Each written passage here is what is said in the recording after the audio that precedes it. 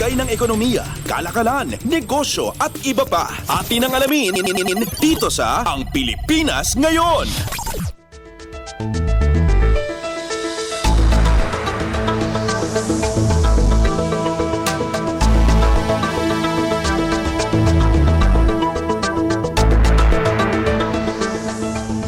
Magandang araw, narito na po ang Balitang Business.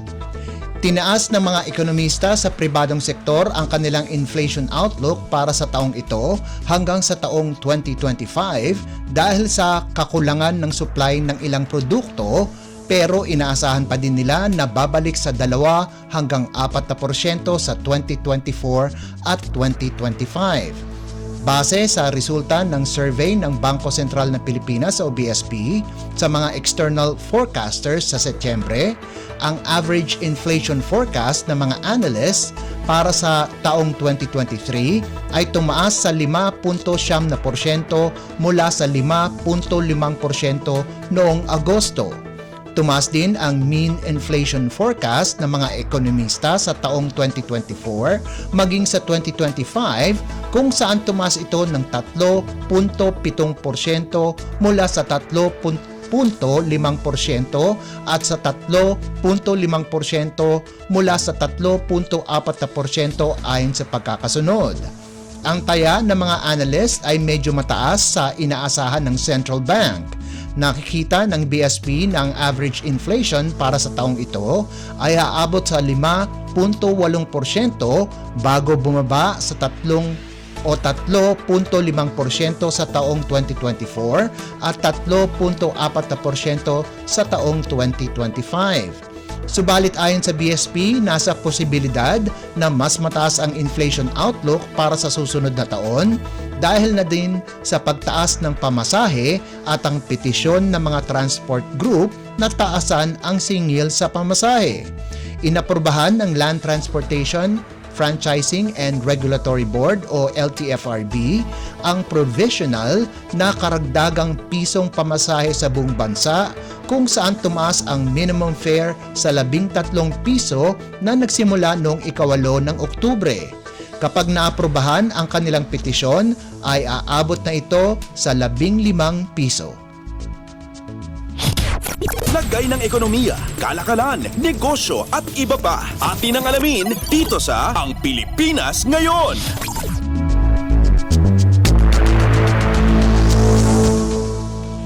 Inaasahan ng Electric Vehicle Association of the Philippines o EVAP na aabot sa halos 7 milyon ang kabuang bilang ng mga electric vehicles sa bansa pagdating ng taong 2030 dahil na rin sa pagtutulak ng Energy Department na pabilisin ang paglabas ng mga bagong units. Sinabi ni Energy Secretary Rafael Lotilla na malaki ang itinaas ng EVs sa merkado at inaasahan na tataas pa ito sa mga susunod na taon. Ayon kay Lotilla, nitong unang quarter ng taon ay nalagpasan na kaagad ang bilang ng nabentang EV sa nakalipas na 3 taon. Base sa datos ng EVAP, ipinakita nito na nasa 15,000 EV units ang nasa bansa. Kasama na ang 354 na electric motorcycles at 88 electric buses. Sinabi ni EVAP President Edmund Araga na inaasahan nilang aabot sa 6.6 na milyon ang stock ng EV pagdating ng taong 2030. Gusto pabilisin ng Department of Energy ang paglabas ng EV ng 10% sa lahat ng mga sasakyan sa ilalim ng Comprehensive Roadmap for the Electric Vehicle Industry mula sa inisyal na 5% na kinakailangan sa Republic Act No. 11697 o ang Electric Vehicle Industry Development Act o EVIDA. Samantala, sinabi naman ni Senator Sherwin Gatchalian, Vice Chairman ng Energy Committee ng Senado, na kasabay ng target ng paglabas ng EV ng gobyerno ay dapat pabilisin na din ang paglagay ng mga charging stations para sa mga electric vehicles. Lagay ng ekonomiya, kalakalan, negosyo at iba pa. Atin ang alamin dito sa Ang Pilipinas Ngayon.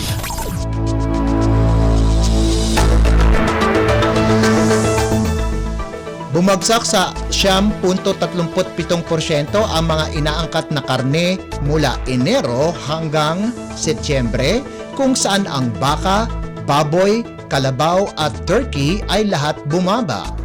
Sinabi ng Bureau of Animal Industry o BAI na umabot sa 723 milyong kilo ang angkat sa panahon na iyon.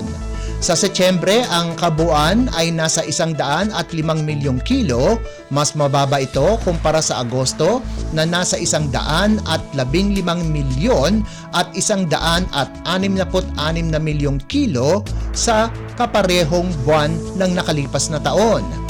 Ang angkat ng baka na 11.56% ng kabuuan ng mga angkat na karne ay bumaba ng 21.1% sa 106 na milyong kilo. Ang mga pangunahing bansa na nagpapadala sa Pilipinas ng baka ay ang Brazil na nagpadala ng 40 milyong kilo. Kasunod ang Australia na may 30 milyon at Ireland na nasa 11 milyong kilo. Bumaba din ang angkat sa baboy ng 12.68% mula sa nakarang taon na nasa 458 milyong kilo. Ang Spain ang pangunahing bansa na nagpadala ng karning baboy sa panahon na iyon, na umabot ng 112 milyong kilo. Kasunod ang Canada na may 85 milyon at Brazil na may 78 milyong kilo. Nag-aangkat din ang Pilipinas ng turkey kung saan umabot ito na mahigit 101,700 kilo at 2.35 milyong kilo naman para sa kalabaw. Subalit tumaas naman ang pag-angkat ng manok ng 18.27% sa 325 milyong kilo mula Enero hanggang Setyembre, na bumubo ng 35.21% ng angkat na karne. Lagay ng ekonomiya, kalakalan, negosyo at iba pa. Atin ang alamin dito sa Ang Pilipinas Ngayon.